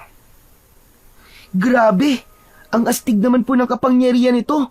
Ang dami. Tinignan niya ang kanyang mga kamay. Napangiti siya. Sa isip niya, alam niyang may kakayahan na siyang lumaban, magtanggol at magligtas. Masaya siya, hindi lang dahil sa lakas na taglay niya ngayon, kundi dahil alam niyang handa na siyang tuparin ang kanyang tungkulin.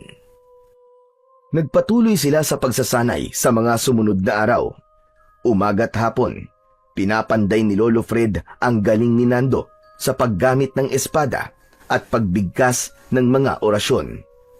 Tahimik ang buong baryo sa mga araw na yon. Walang mga naging biktima ang mga aswang. Parang pansamantalang nawala ang panganib sa kanilang lugar. Pero isang gabi, habang palabas si Nando sa bahay para umihi sa banyo, napansin niya ang isang kakaibang ingay mula sa labas. Sinundan niya ang tunog hanggang sa napunta siya sa bakuran ng kanilang kapitbahay.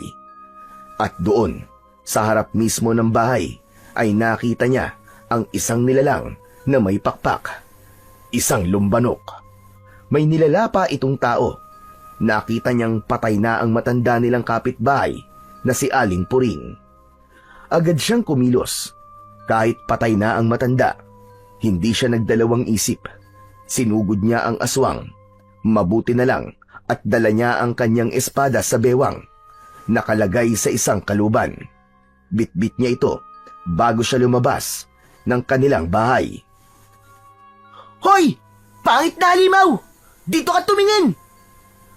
Tumigil ang lumbanok sa kanyang ginagawang paglapa. Unti-unti itong lumingon kay Nando. Bumukas ang bibig nito at lumabas ang mahabang dila. Mahigpit na hinawakan ng binatilyo ang kanyang sandata at naghanda sa pag-atake ng nilalang. Sige! Lumapit ka dito! Hindi kita uurungan! Isang mabilis na pag-atake ang ginawa ng aswang. Lumipad ito sa ere at mabilis na bumulusok pa ibaba. Pero kasabay ng pagbaba ng aswang ay tumalon si Nando. Nagtagpo sila sa ere at nagbanggaan. Agad na tumama sa matigas na balat ng aswang ang espada ni Nando. Nasugatan ng aswang pero daplis lang. Mabilis ito at mailap. Ngunit sa bawat galaw nito, hindi nagpapaiwan si Nando. Ang kanyang mga paa ay parang hindi na rin ordinaryo. Nakakatalon siya ng mataas at nakakagalaw ng mabilis. Maya-maya ay narinig niya ang boses ng kanyang lolo. Nando! Huwag mong kalimutan ang orasyon na itinuro ko sa'yo! Narinig ito ni Nando, kaya't habang umiilag siya sa matutulis na kuko ng halimaw, agad siyang bumulong ng isa sa mga dasal na itinuro ni Lolo Fred. Pagkatapos ng huling kataga, nagliwanag ang kanyang espada. Ang talim nito ay tila nag-apoy. Sumugod ang aswang. Sinalubong ito ni Nando ng isang padayagonal na hiwa mula sa balikat pababa. Umili ang aswang, isang matinis at nakakabinging sigaw. Pus ka na ngayong hayop ka! Hindi ka na makakapalakit pa! Ah! Sa huling pagsugod, tumalon si Nando pataas sa ere. Pinuntirya niya ang puso ng nilalang sa mismong pagbagsak niya. Isinaksak niya ang espada sa dibdib ng lumbanok. Nag-aapoy ang talim ng espada, kasabay ng pagliwanag ng kanyang mutya. Nagsimulang masunog ang katawan ng halimaw. Tapos na ang laban, hingal na hingal si Nando. Hawak pa rin niya ang kanyang mahiwagang espada, habang dahan-dahang nagiging abo ang katawan ng halimaw sa harap niya. Lumapit ang kanyang lolo Fred, may daladalang kumot at tinakpan ang katawan ni Aling Puring. Hindi ko siya naisalba, Lolo. Huli na, nang makita ko siya. Hindi mo man siya nailigtas, Apo. Hindi mo naman hinayaan na babuyin ng nilalang na yon ang kanyang bangkay. Huwag ka nang malungkot. Ginawa mo ang lahat, Apo. At masaya ko sa naging resulta ng una mong laban. Sana magtuloy-tuloy po ang ganito, Lolo. Pero alam kong marami pa po sila. At kailangan nating malaman kung sino po ang lumilikha sa kanila. Para tuluyan na nating matigil ang bangungot na ito. Tumango si Lolo Fred, sabay tapik sa balikat ng apo. Hindi na siya nagsalita, pero sapat na yon para maramdaman niyang ipinagmamalaki siya ng kanyang lolo. Pagkatapos, tahimik na napatingala si Nando sa langit. Maliwanag ang buwan, malaki, bilog na bilog, at tila nakatingin sa kanya. Ilang sandali ang lumipas. Lumabas sa kanilang tahanan ang kanilang mga kapitbahay. Marami sa kanila ang hindi makapaniwala sa kanilang nakita, na napatay ng batang si Nando ang aswang. Lumapit ang pamilya ni Aling Puring, umiiyak at nanginginig sa takot. Sinabi nilang wala silang nagawa kundi ang umiyak na lang sa loob ng bahay. Ang matanda ay ulyani na. Hindi nila namalayan na lumabas ito ng bahay. Wala silang nagawa, lalo na nang makita nilang nilalapa na ito ng aswang, dahil halos lahat sila sa bahay ay puro bata at babae. Walang makalabas, walang makalaban para sa matanda. Nagpasalamat ang mga ito sa kanya, na kahit huli na ang lahat, kahit paano ay may lumaban para sa kanya. Naiyak si Nando. Hindi man siya nakapagsalba ng buhay. Alam niyang hindi siya nabigo. Nakatulong siya. May ginawa siya. At yun ang mahalaga. Kinabukasan, naging laman ng bawat usap-usapan ang balita tungkol sa batang si Nando. Mabilis na kumalat ang ginawa niyang kabayanihan. Samantala, habang nag-aagahan naman ang maglolo, may narinig silang humintong sasakyan sa harap nila. Paglingon nila, nakita nila si Chris na pumasok sa kanilang bahay. Nakatsinelas lang ito, may bitbit na maliit na backpack. Amoy alak pa ito at medyo magulo ang buhok. Ngumiti pa ito at kumaway sa dalawa nang makita niyang nakatingin ang dalawa sa kanya. Kumusta? Kuya, saan ka galing? Akala namin ni Lolo umuwi ka ni. Sa kabilang bayan. Nagkita lang kami ng tropa. Saglit lang sana pero napasarap Umalis ka nang walang paalam. Tapos ngayon ay akala mo kung sino kang dumating dito. Hoy Chris, hindi porket may sarili ka ng trabaho at kita, mawawalan ka lang ng respeto sa akin.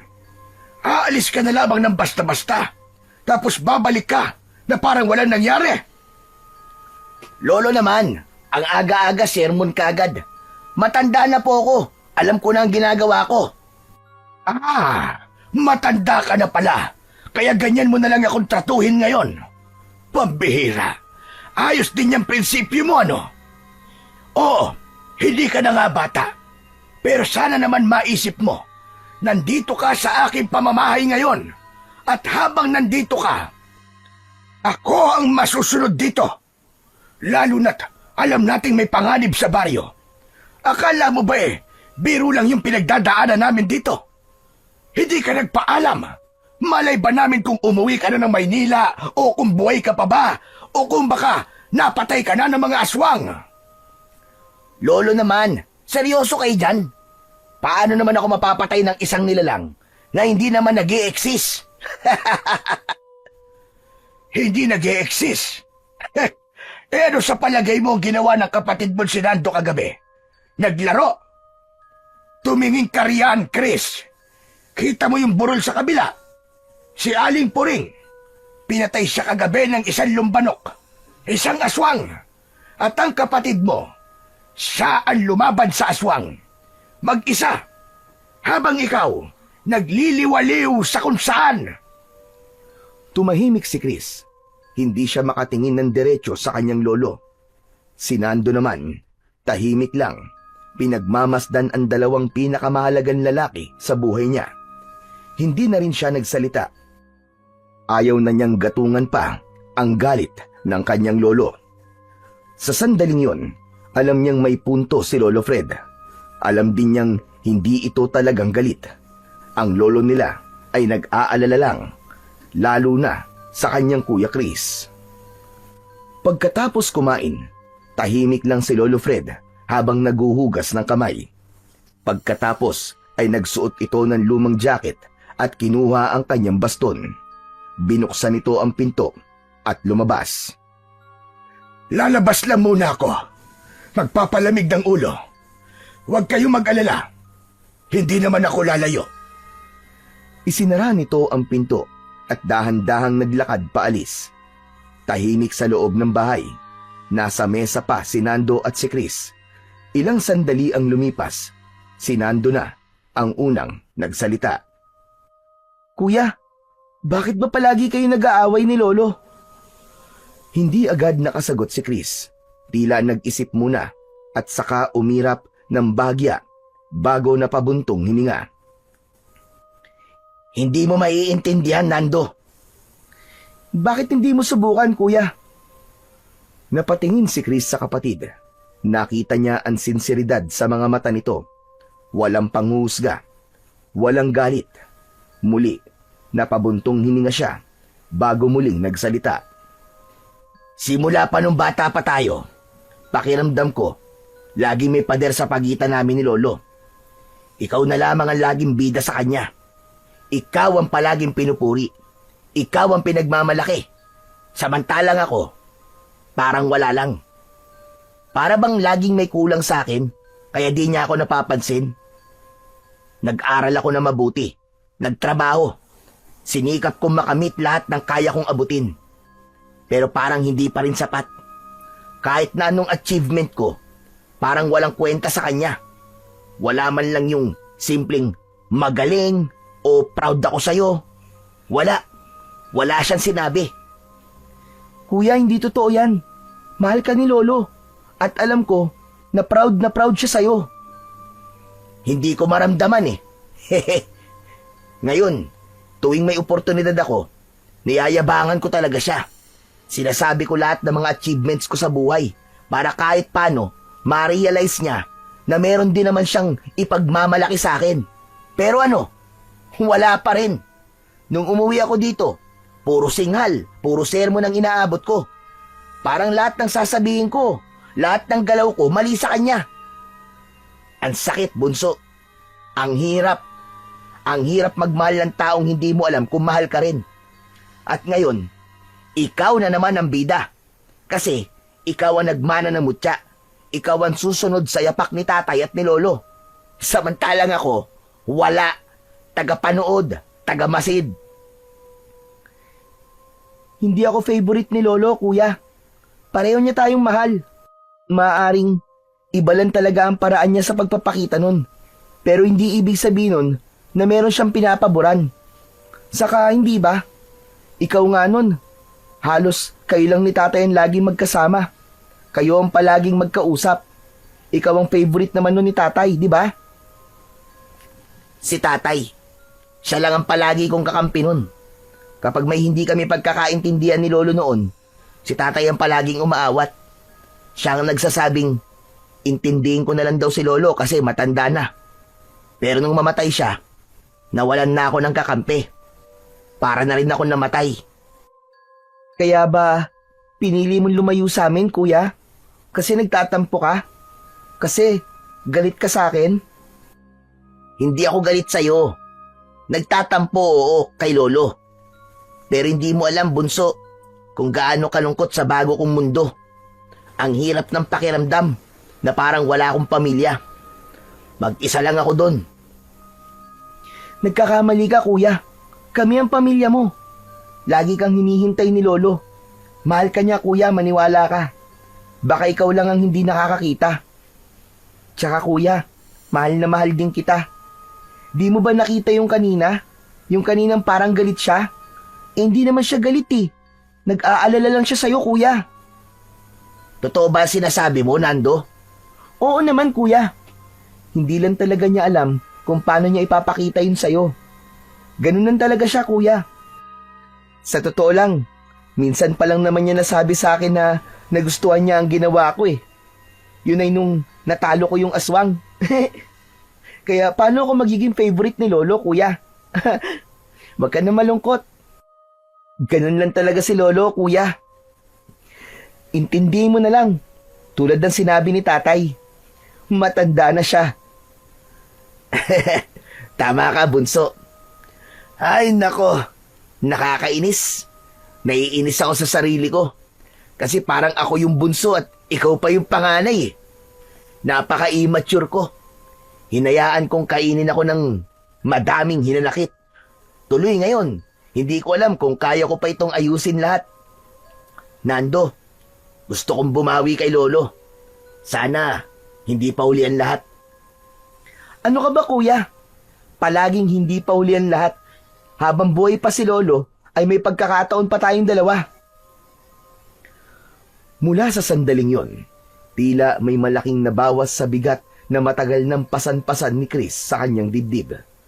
Sa wakas, nasabi niya ang lahat ng mga hinanakit na matagal niya nang kinikimkim. At si Nando ang naging tulay para sa unti-unti niyang paghilom. Lumipas ang maraming oras. Pagdating ng hapon, ay parehas na nakatanaw sa may bintana ang magkapatid.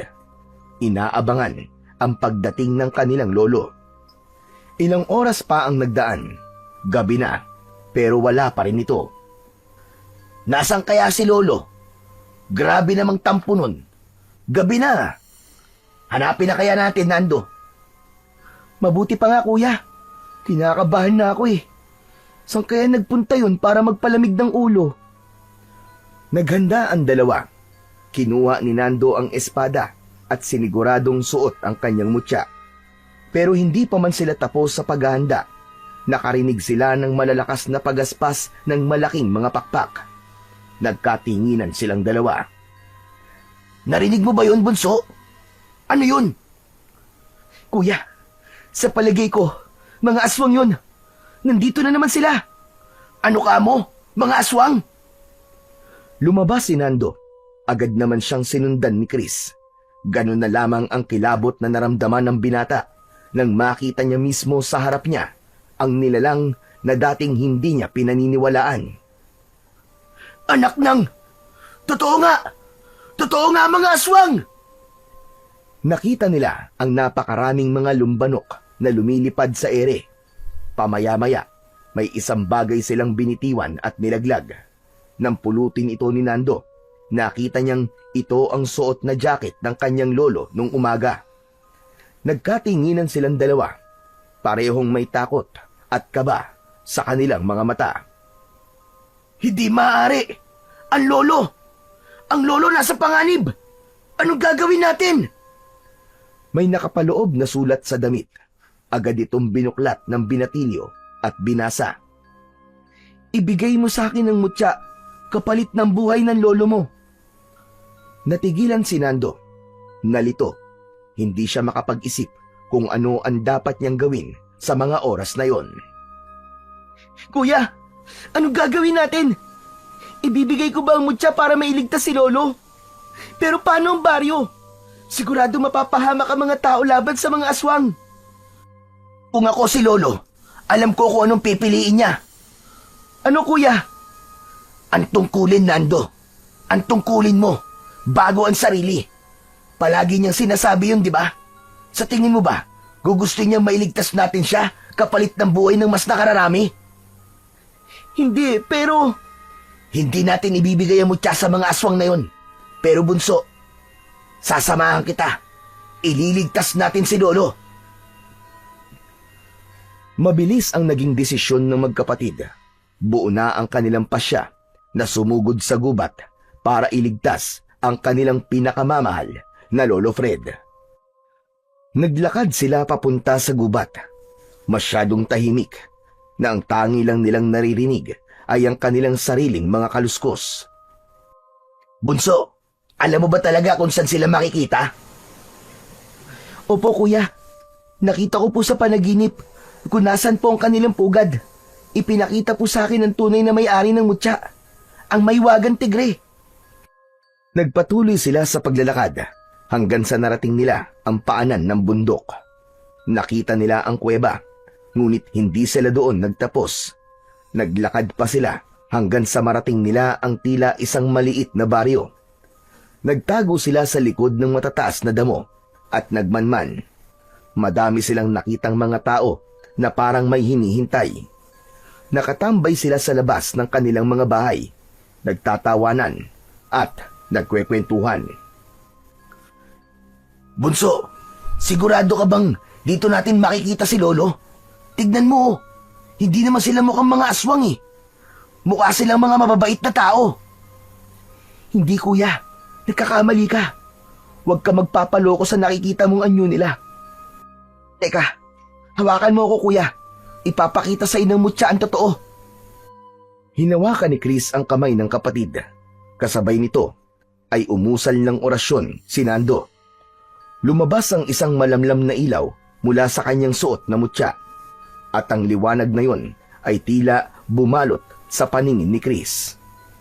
Unti-unti, nakita niya ang pagbabago ng anyo ng mga tao. Lahat sila ay mga aswang. Pambihira! Napakarami pala nila, Bunso! Paano natin lalabanan ng mga yan? Magtiwala lang tayo kuya sa kapangyarihan ng mutya. Habang nagmamanman sila, nakita nila sa isang parte ng komunidad ang kanilang lolo. Nakatali, sugatan, at halos hindi na kumikilos. Mga hayop! Mga hayop sila! Sinaktan nila si Lolo! Papatayin ko sila! Kuya, kumalma ka lang. Kailangan nating gumawa ng plano. Hindi pa pwedeng basta-basta lang. Ako ang lalaban sa mga aswang na yan, kuya. At ikaw naman ang magliligtas kay Lolo. Palayain mo siya at ilayo dito. Sigurado ka ba, Bunso? Oo naman. Tulad ng sinabi ng tigre, ako lang kuya. Ako lang ang maaaring kumalaban sa mga aswang na yan. Alam mo, magkapatid pala talaga tayo, no? Bakit naman, kuya? Kasi, manang-mana ka sa kayabangan ko. Kuya naman ngayon ka pa nagbiro eh. O sige na, sige na. Huwag ka nang tumawa. May misyon pa tayo. Sige, Nando. Gawin na natin. Mag-iingat ka at galingan mo. Hayaan mo. Pag napalaya ako si Lolo, tutulungan ka namin. Hindi ka nag-iisa sa laban na to, Nando. Kasama mo kami. Isang pamilya tayo. Salamat, kuya. Salamat. Agad na nagpakita si Nando sa mga aswang. Dala ang kanyang mahiwagang espada. Hindi na siya nagpatumpik-tumpik pa. Tumakbo siya palapit sa mga aswang. Nakipaglaban siya sa mga ito. Samantala, habang nagkakagulo ang lahat, si Chris naman ay patagong lumusot sa likuran. Mabilis, ngunit maingat. Nakarating siya nang walang nakakapansin sa puno kung saan nakatali ang kanyang Lolo Fred. Lolo! Lolo, gising po kayo! Ako po ito, si Chris! Chris po! Anong ginagawa niyo rito? Ililigtas ka po, Lolo! Agad na kinalag niya ang mga tali at tinulungan niya na makatayo ang kanyang lolo. Ngunit isang aswang ang nakapansin. Sumugod ito sa kanila. Naging matalas ang pandinig at pandama ni Nando. Naramdaman niya na nasa panganib ang kanyang mga kapamilya.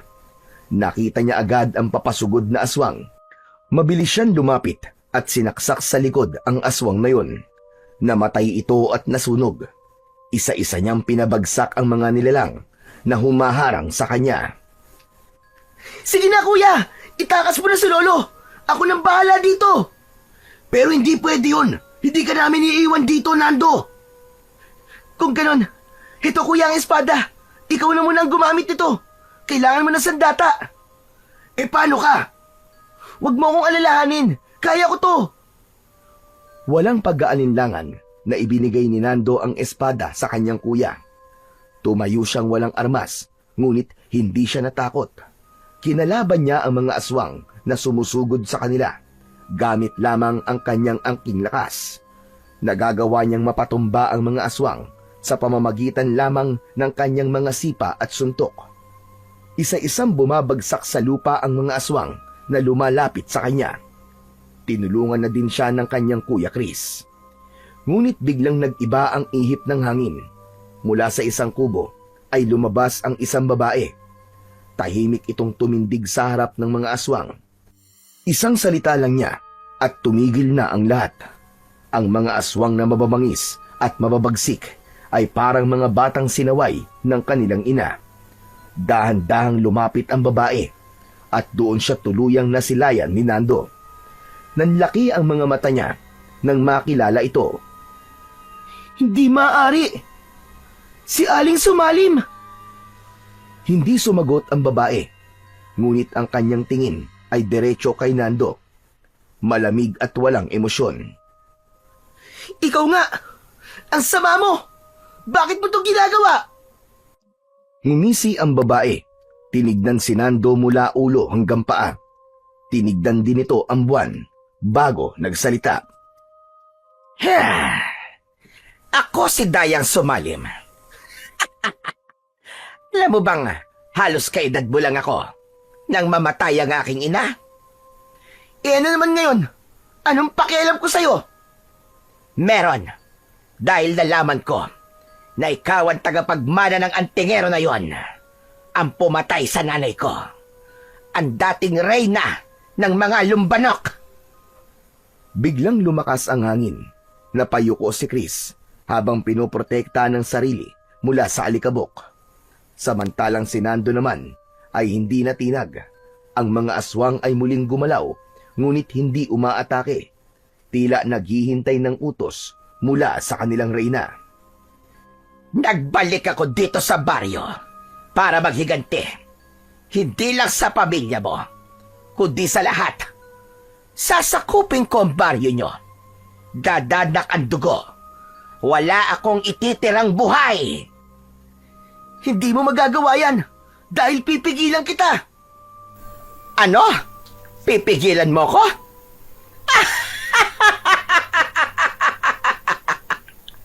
Bata ka lang. Anong laban mo sa akin? Sa palagay mo ba ay kakayanin mo ko? Biglang umusal ng dasal ang babae. Napalingon si Nando. Ang mga aswang na pinatumba ni Nando ay muling nabuhay. Ngunit mas mabangis at mas malalakas. Paano nangyari yon? Nabuhay silang lahat. Sayang ang lahat ng pagod mo. Kaya huwag ka nang lumaban. Alam mo bang mamayang eklipse ay kami na ang magiging pinakamalakas na nilalang? Kaya ibigay mo na lang sa akin ang mutya. Kapalit ng buhay niyong tatlo. Papalayain ko kayo. Apo! Huwag! Huwag mong paniniwalaan ang aswang na yan! Tumigil ka, tanda! Sige! Kung ayaw nyo, huwag nyo. Dahil alam ko, makukuha ko din yan sa inyo mamaya. Dahil papatayin ko kayong lahat! Tumingala sa itaas si Nando at nakita niya ang bilog na bilog at maliwanag na buwan. Ngunit pagkaraan lamang ng ilang sandali, isang anino ang tila gumapang at dahan-dahan itong tinakluban ang buwan. Nangyayari na ang eklipse. Ang dating maliwanag na gabi ay naging kulay abo. Pagkatapos ay naging maladugo hanggang sa tuluyang naging halos itim na ang langit. Bagamat madilim, ay kitang-kita pa rin ni Nando ang nangyayari sa kanyang paligid. Ang reyna, unti-unting nagbago ng kanyang anyo. Lalong lumakas at naging isang dambuhalang ibon. Nanlambot si Nando nang makita ang nangyayari. Tila nawalan ito ng pag-asa. Pero ilang saglit lang, ang mutya sa kanyang leeg ay lumutang sa ere. Ang kuko at pangil ay nagdikit at naging isa. Mula sa loob ng mutya ay lumitaw ang espiritu ng tigre, ang parehong nilalang sa panaginip ni Nando. Sa isang iglap, sumanib ito sa kanyang katawan. Nagliyab ang kanyang mga mata, tumalim ang kanyang ngipin, at ang kanyang mga kamay ay nagkaroon ng matutulis na kuko. Naging isa siyang tila dambuhalang tigre sa paningin ng mga aswang. Humarap ito sa dambuhalang ibon na si Dayang Sumalim. Itinaas ng aswang ang kanyang mga kamay at sumigaw ng napakalakas. Inutusan niya ang kanyang mga alagad na sumugod at patayin ang lahat ng mga tao. Agad na nagsiliparan ang lahat ng mga aswang papunta sa baryo. Ilang sandali pa ay narinig na ang malalakas na tahulan at alulong ng mga aso. Naririnig ng malinaw ni Nando ang mga iyakan at malalakas na hiyaw ng taong bayan. Itigil mo yan, hayop ka! Tigilan mo ang mga tao! Wala silang kasalanan sa'yo! Wala ka lang magagawa, bata! Hindi mo ko kaya! Sinugod ni Nando ang reyna ng mga aswang. Parehas na dambuhalang nilalang ang nasa harapan ng lahat. Naglalaban, lupa laban sa ere, apoy sa dilim. Nagpatuloy ang laban. Isang mabagsik na salpukan ang naganap at agad na sumiklab. Malakas ang aswang at ilang beses din itong nasugatan ang dambuhalang tigre, pero hindi ito nagpabaya. Hanggang sa huling atake, ginamit ni Nando ang kuko ng mahiwagang tigre at isinaksak yon sa dibdib ng dambuhalang ibon. Pinakabaon niya to hanggang sa tumama sa mismong puso ng ibon. Sa kanya to kinagat sa pakpak. Pasadsad silang lumagapak sa lupa ng kanyang kalaban hanggang sa nawalan ito ng malay. Kasabay nito ang muling pagbabalik ng katahimikan. Nawala sa paningin nila ang mga aswang na lumbanok. Tila na puno ng usok ang buong lugar, kasabay ng paglaho ng mga halimaw. Si Nando, bumalik na rin sa anyo nito bilang tao. Pagod, sugatan, ngunit buo na tumayo si Nando. Humihingal, pero may ngiti sa kanyang labi. Sa likod ay papalapit naman si Chris at si Lolo Fred. Tapos na! Ang galing mo, bunso! Grabe! Di ko talaga akalain na ganun kakagaling makipaglaban. Ngumiti si Nando sa sinabing yun ng kanyang kuya Chris. Ngunit sa sandaling yun, biglang namilog ang mga mata ng binata nang makitang bumangon ang reyna ng mga aswang sa likod ni Nando. Ang matatalim na kuko nito ay nakatutok sa likod ng binatilyo. Handa nang umatake.